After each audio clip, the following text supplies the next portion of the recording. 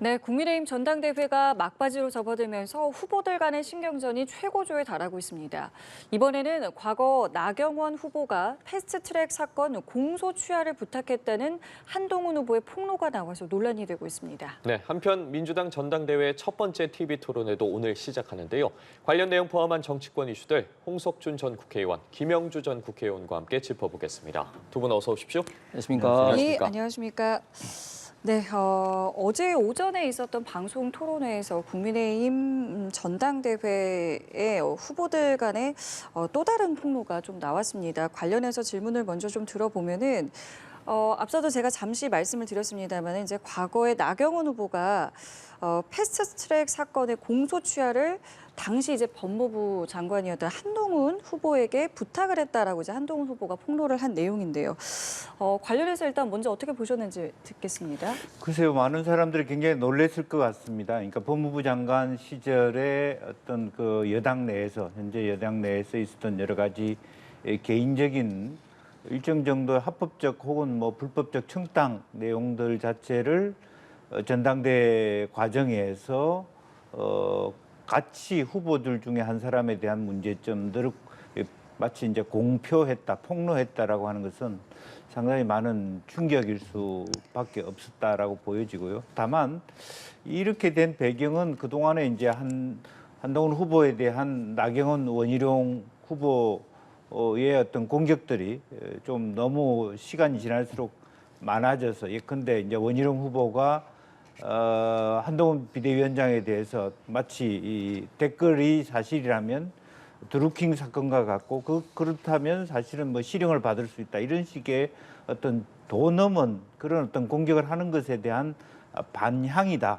그리고 실제적으로 보면 이제 핵심적인 내용 그런 거 아니겠습니까? 법무부 장관으로서 이재명 그 대표에 대해서 유창훈 판사한테 예를 들어서 일정한 가르마를 타서 말하자면 영장이 기각되지 않도록 했어야 되지 않느냐라고 하는 부분에 대해서 한동훈 비대위원장이 사실은 그것이 법무부 장관이 할 일이 아니다. 또 윤석열 정권의 어떤 뭐 기본적인 어떤 그 국정 지표라고 할 수 있는 공정 상식에도 위반된다 이런 얘기를 끄집어내면서 나온 부분이라고 생각이 돼서 상당히 어떤 그 나경원 후보로서는 굉장히 충격을 받았을 것으로 보여집니다. 예, 자, 이 같은 한동훈 후보의 갑작스러운 폭로에 후보들도 설전을 이어갔는데요. 어떤 발언들을 했는지 함께 들어보시고 대담 이어가겠습니다.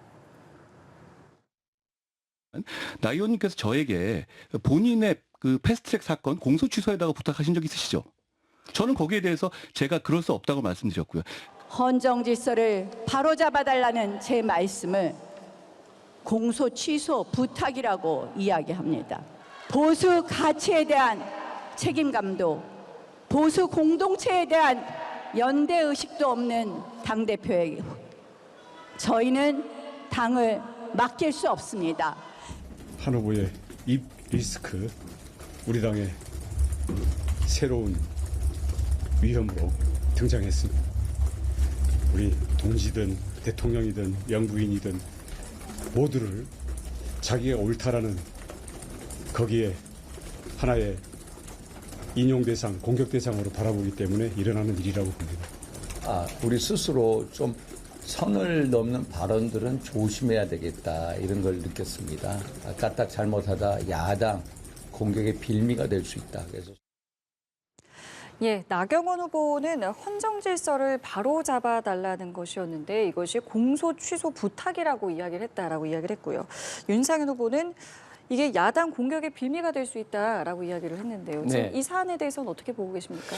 예, 내일부터 이제 책임 당원에 대한 투표가 있는데 제가 어제 방송을 보면서 한동훈 후보가 큰 실수했구나 깜짝 놀랐습니다. 그 이후에 지금 한동훈 후보 측에서는 이 여기에 대해서는 이제 더 이상 이제 언급을 하지 않고 있는데 사실 나경원 후보가 이야기한 패스트트랙 사건은 2019년도 19대 당시에 민주당에서 공수처 그리고 또 연동 비례제를 중심으로 하는 선거법 개정안을 어떤 패스트트랙으로 이제 태우려 하는 것을 당시에 국민의힘이 상당히 이제 반대를 했음에도 불구하고 그거를 이제 밀어붙이는 과정에서 이제 물리적 충돌이 있었죠. 사실은 그 이전에는 이제 문제가 되지 않는 사안인데 이제 이게 국회 선진화법이라는 게 이제 만들어지면서 그 물리적 충돌의 책임을 지는 저희 당의 이제 23명 그리고 더불어민주당의 이제 5명, 28명이 지금까지도 계속해서 재판을 받고 있는 그런 상황입니다. 그래서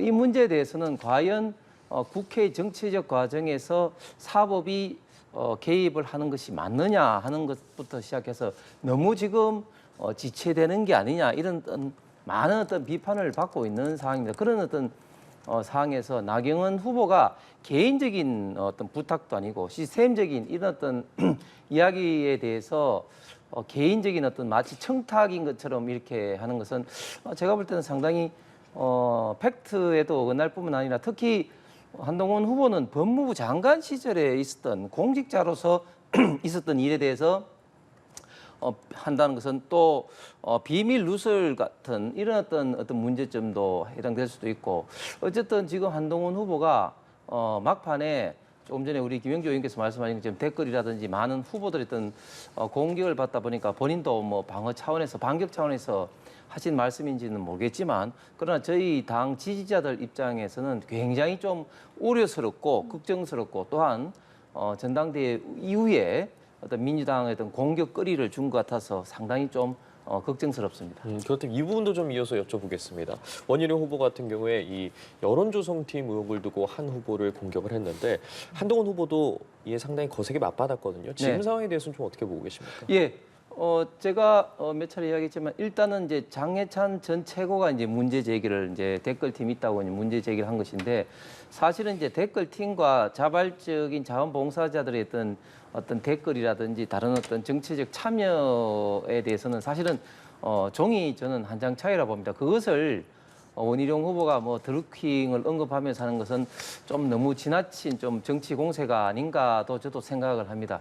왜냐하면 이제 그 댓글 팀이 문제가 되기 위해서는 몇 가지 전제 조건, 즉 김경수의 어떤 드루킹처럼 사람이 아닌 어떤 매크로 같은 어떤 기계적으로 돌리느냐, 그리고 이제 건품이 오고 갔느냐, 혹은 또 공무원이 개입했느냐 이런 어떤 문제가 이제 드러났을 때는 그 댓글 팀이 드루킹 같다 뭐 이런 어떤 비판을 할 수는 있겠습니다만 지금 현재 상태에서 그걸 드루킹 같다고 비판한 것은 좀 너무 지나친 비판이 아닌가 생각하고 그러나 그거와 지금 한동훈 장관이 법무부 장관 시절에 그런 어떤 이런 어떤 나경원 후보에 대한 어떤 뭐 청탁 취소 이런 것과는 또 결부시킬 수 없는 그런 좀 상황인 것 같습니다. 네, 이처럼 후보들 간의 공방이 계속되는 상황 속에서 의견이 비슷한 부분도 있었습니다. 이제 김건희 여사의 명품 가방 수수 의혹에 대해서 4명의 후보 모두 사과와 이 검찰 조사가 필요하다는 입장을 보였는데 원희룡 후보도 그렇고요. 네. 이 부분에 대해서 좀 어떻게 보셨습니까? 뭐 똑같이 그 사과가 필요하다 하면서도 이제 그 필요한 설명에 대해서는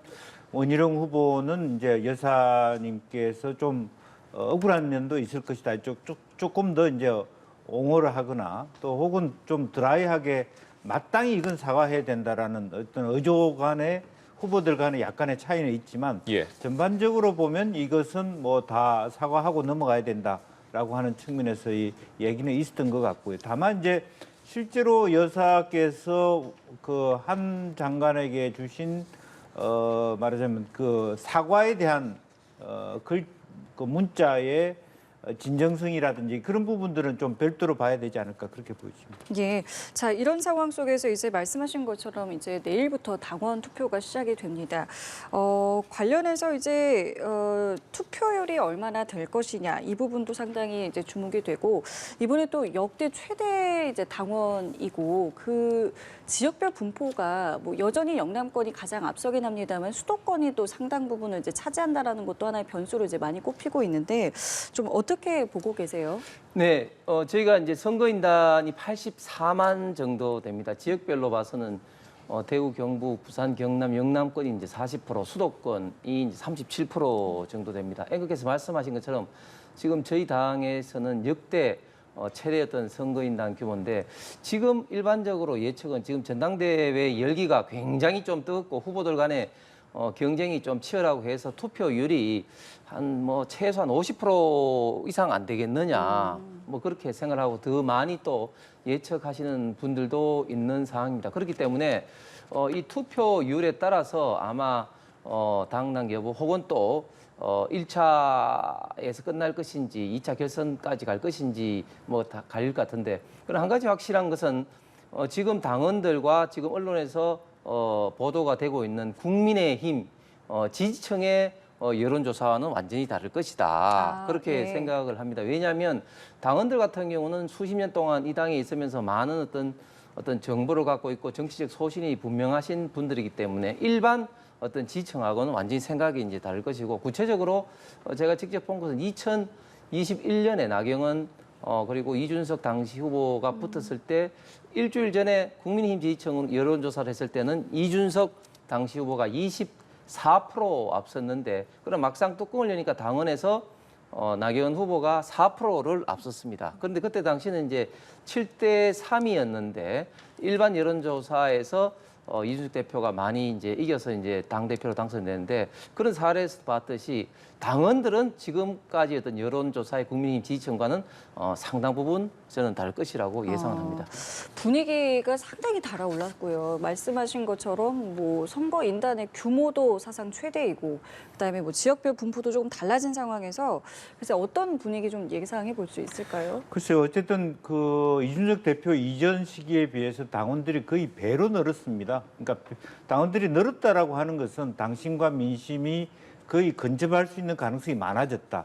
그러니까 방금 홍 의원께서 과거에 당신과 민심에 상당한 괴리가 있더라라고 하면 그 괴리가 좀 줄어들 가능성이 있다라고 하는 측면이고요. 또 하나는 이제 총선을 치르고 난 다음에 이제 전당대회이기 때문에 특히 이제 PK 또 영남 그 당원들조차도 총선 참패에 대하여 말하자면 뭐 책임을 묻는 것도 책임을 묻는 것이지만, 다른 한편으로 보면 누가 이재명 대표를 이길 수 있는가라고 하는 부분적으로는 마치 차기 대선 후보의 경쟁 구도, 그렇게 보는 시각도 굉장히 있는 것 같습니다.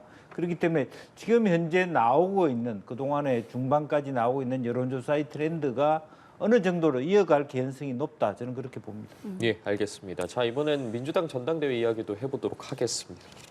이 3인 후보들의 첫 방송 토론회가 열렸습니다. 이 자리에서 이재명 후보랑 김두관 후보의 공방이 상당히 치열했다고 하더라고요. 이 민주당 전당대회 상황은 지금 어떻게 보고 계십니까?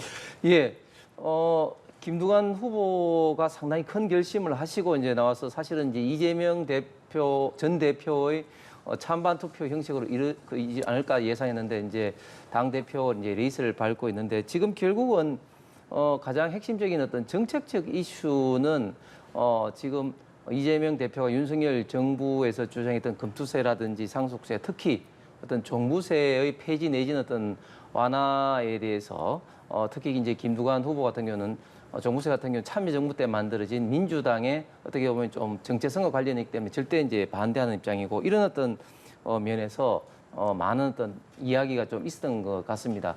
그런데 저는 뭐 기본적으로 이번 민주당 전당대회는 뭐니 해도 이재명 지금 전 대표의 사당화가 지금 현재 거의 뭐 확고하게 이루어진 상황이기 때문에 김두관 후보가 한 몇 프로 얻을 것인지, 뭐 한 자릿수 넘을 것인지, 뭐 이런 어떤 측면에서 우리가 바라봐야 되지, 이게 뭐 저희 당처럼 이렇게 어떤 전당대회 누가 될 것이냐, 뭐 이런 어떤 측면은 좀 아닌 것 같습니다. 그 말씀하신 종부세, 금투세와 관련해서 오늘 그러니까 이재명 후보의 이제 발언을 보면은 실용적인 관점에서 접근을 해야 된다. 이게 신성 불가침한 영역은 아니다. 굉장히 좀 이제 뚫고 나가겠다는 의지로 좀 보이는데, 지금 네. 당내에서 뭐 여러 얘기들이 있잖아요. 네. 그럼에도 불구하고 난 이걸 가져가겠다. 이렇게 보면 되겠습니까? 가져간다기보다는 더 유연하게 보겠다. 소위 먹사니즘이라고 하는 부분으로 다시 해석해 보면, 사실은 종부세라고 하는 것은 이중과세적 성격도 있는 거고요. 특히 부동산과 관련된 부분은 사실은 어차피 조금 더 수정하고 손을 봐야 될 지점이 분명히 있습니다.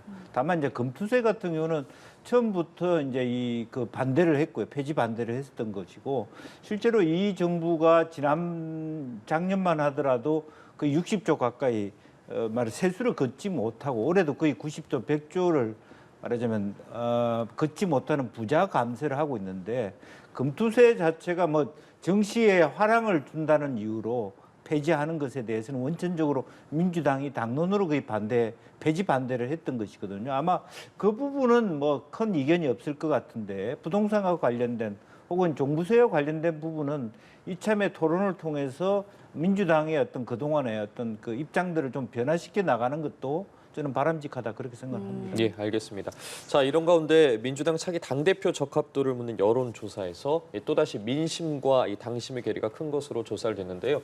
저희가 지금 화면에 나오는 그래프를 보면서 좀 이야기를 나눠보도록 하겠습니다. 보시는 것처럼 일반 국민 모두를 대상으로 한 조사에서는 이 후보와 김 후보 간의 격차가 18.9%가 났습니다. 그런데 민주당 지지층만을 대상으로 한 조사에서 이 후보가 80% 넘는 압도적인 지지를 받으면서 김두관 후보와 70%가 넘는 지지율 격차를 지금 보시는 것처럼 확인하실 수 있는데 이 부분에 대해서는 좀 어떻게 보셨습니까?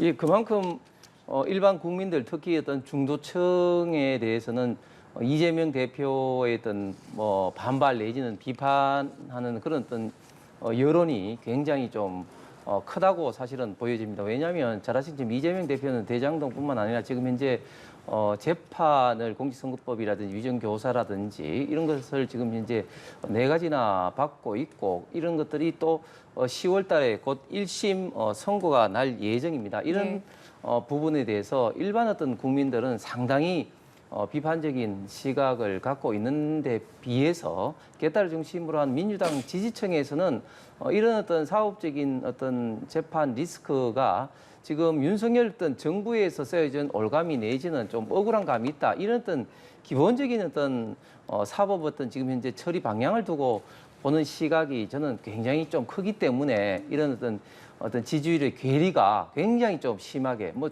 한두 지금 그게 아니라 거의 7, 80% 난다는 것은 사실은 한 나라의 어떤 국민이 맞나 할 정도로 어떤 지지율 격차가 심한 거 아니겠습니까?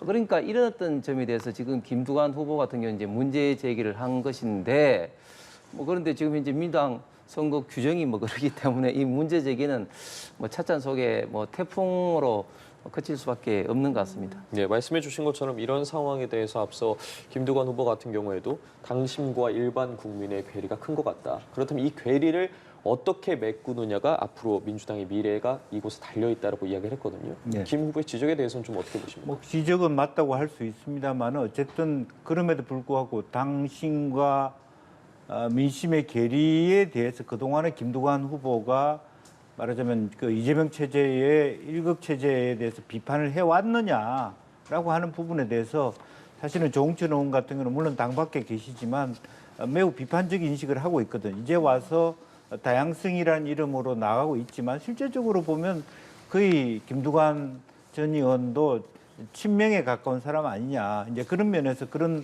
식의 어떤 변별력을 가질 수가 있나. 다만 저렇게 일반 여론조사상의 차이가 갭이 줄어든다고 하는 것은 이재명 후보 개인이 갖고 있는 부정적 이미지 그리고 또 실제로 9월, 10월 달에 올 수 있는 사법 리스크에 대한 일반적 우려 또 너무 강성 위주로 가고 있는 민주당에 대한 일반 국민들의 우려가 들어와 있다라는 거고 그런 부분에 대해서 김두관 후보가 그런 일반 여론조사에서의 그런 대안으로서 이름을 갖고 있기는 하지만 실제로 당원들이 보기에는 과연 그 대체 가능한 인물로서 김두관이 적절한가에 대한 질문을 받고 있다 그렇게 보여집니다. 알겠습니다. 자, 이번에는 국회 상황을 살펴보겠습니다. 여전히 개원식도 열리지 못했고요. 본회의 일정도 잡지 못하고 있는 상황에서 어제 우원식 국회의장이 기자회견을 자청하고 중재안을 내놨습니다.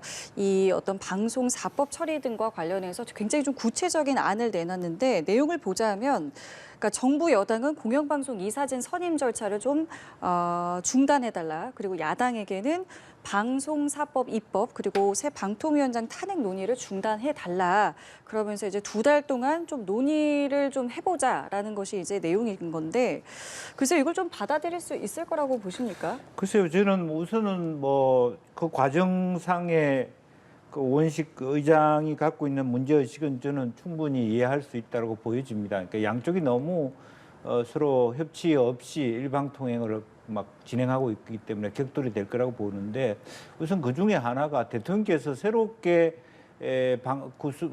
추천해 오신 방통위원장이 너무 센 분이에요.